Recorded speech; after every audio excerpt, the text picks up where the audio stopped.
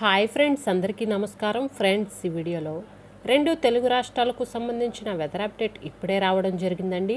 వీడియోలోకి వెళ్ళి పూర్తి వివరాలు తెలుసుకునే ముందుగా మన ఛానల్ని సబ్స్క్రైబ్ చేసుకోండి. వీడియో నచ్చితే లైక్ చేసి సపోర్ట్ చేయండి. అలాగే మీ యొక్క ఫ్రెండ్స్ అండ్ ఫ్యామిలీకి కూడా షేర్ చేయండి. ఇక ఏమాత్రం ఆలస్యం చేయకుండా టాపిక్ని స్టార్ట్ చేద్దాం. ఏపీలో వర్షాలు కురుస్తాయంటుంది వాతావరణ శాఖ. బంగాళాఖాతంలో ఏర్పడిన అల్పపీడనం బలపడింది. ఇది పశ్చిమ వాయువ్య దిశగా కదులుతూ ఇవాళ వాయుగుండంగా మారుతుందని అంచనా వేస్తున్నారు వాతావరణ శాఖ అధికారులు. ఆ తరువాత వాయువ్య దిశగా కదులుతూ తమిళనాడు, శ్రీలంక తీరాల వైపు పయనిస్తుందని చెబుతున్నారు. ఈ తీవ్ర అల్పపీడనం 26 వరకు పశ్చిమంగా పయనించి అనంతరం బలపడి వాయుగుండంగా మారి ఉత్తర వాయువుగా పయనించి 28 నాటికి పశ్చిమ మధ్య బంగాళాఖాతంలోనికి ప్రవేశిస్తుందని అంటున్నారు. అనంతరం అల్పపీడనం తీవ్ర అల్పపీడనంగా మారుతూ 30న రాత్రి కోస్తాంధ్రలో తీరం దాటుతుందని అంచనా వేస్తున్నారు. ఈ ప్రభావంతో రేపు బుధవారం నుండి శనివారం వరకు కోస్తా జిల్లాల్లో కొన్ని చోట్ల భారీ వర్షాలు పడే అవకాశం ఉందని వాతావరణ శాఖ చెబుతున్నారు.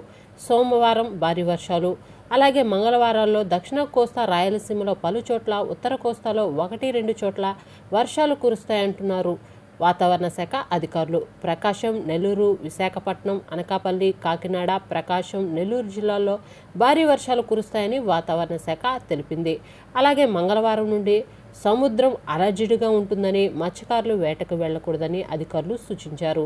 ఈ నెల 27న నెల్లూరు, తిరుపతి, అన్నమయ్య, చిత్తూరు జిల్లాల్లో అక్కడక్కడ భారీ వర్షాలు కురుస్తాయని వాతావరణ శాఖ అధికారులు తెలిపారు. 28న అనకాపల్లి, కాకినాడ, నెల్లూరు, తిరుపతి, అన్నమయ్య, చిత్తూరు జిల్లాల్లో భారీ వర్షాలు కురిసే అవకాశం ఉందని వాతావరణ శాఖ తెలిపారు. అలాగే 29న అనకాపల్లి, కాకినాడ, నెల్లూరు, తిరుపతి జిల్లాల్లో భారీ వర్షాలు కురుస్తాయని చెబుతున్నారు. ఈ వాయుగుండం తీరం దిశగా వచ్చే సమయంలో వర్షాలు కురిసే అవకాశం ఉన్నందున వరి కోతలు కోసే రైతులు అప్రమత్తంగా ఉండాలని, లోతట్టు కొండల ప్రాంతాల ప్రజలు అప్రమత్తంగా ఉండాలని విపత్తుల నిర్వహణ సంస్థ సూచించింది. అలాగే పిడుగులు పడే అవకాశం ఉందని, పొలాల్లోకి వెళ్లే రైతులు, పశువుల కాపర్లు చెట్ల కిందకు వెళ్లకుండా తగిన జాగ్రత్తలు తీసుకోవాలని అధికారులు హెచ్చరించారు. అంతేకాదు రైతులు పండించిన ధాన్యాన్ని సురక్షిత ప్రాంతాల్లో ఉంచాలని, అలాగే వరి పంటల మొక్కల్ని వాటికి తగు జాగ్రత్తలు తీసుకోవాలని వాతావరణ శాఖ స్పష్టం చేసింది. మరోవైపు రాష్ట్రంలో పలు ప్రాంతాల్లో ఉష్ణోగ్రతలు భారీగా తగ్గుముఖం పట్టాయి. రాయలసీమలో ఉష్ణోగ్రతలు స్వల్పంగా తగ్గాయి. అయితే పలు చోట్ల చలిగాలులు తీవ్రత కనిపిస్తుందని వాతావరణ శాఖ తెలిపింది. అల్లూరి సీతారామరాజు జిల్లా పాడేరు ఏజెన్సీలో చలి దెబ్బకు జనాలు వణికిపోతున్నారు. గత 5 రోజులుగా చలి 8 డిగ్రీలకు చేరింది. దీంతో పాడేరులో వాహనదారులు ఇబ్బంది పడుతున్నారు. ఏజెన్సీ ప్రాంతాల్లో ఉదయం 10 గంటల వరకు పొగమంచు వేయడం లేదని, వాహనదారులు ఉదయం 10 వరకు బయటికి తిరగాలంటే ఇబ్బందులు పడుతున్నారని వాతావరణ శాఖ స్పష్టం చేసింది.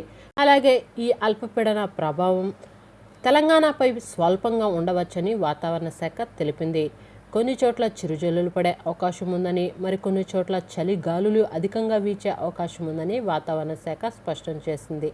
ఏది ఏమైనప్పటికీ తగు జాగ్రత్తలు ప్రజలు తీసుకోవాలని సూచించింది. ఓకే ఫ్రెండ్స్, చూసారు కదా రెండు తెలుగు రాష్ట్రాలకు సంబంధించిన వెదర్ అప్డేట్. వీడియో నచ్చితే లైక్ చేయండి, మన ఛానల్ని సబ్స్క్రైబ్ చేసుకొని ఫాలో అవుతుండండి. Thank you.